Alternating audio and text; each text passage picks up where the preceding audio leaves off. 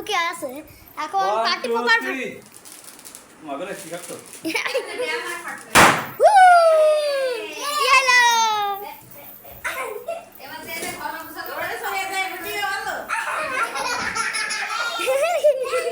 কিছু কি এলো যার জন্মদিন সেই তো এলো না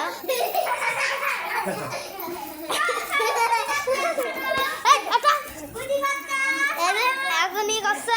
আমার পায়ের অবস্থা দেখুন খুবই দুঃখজনক অবস্থা আমাদের এলাকার পুরো জন্মদিন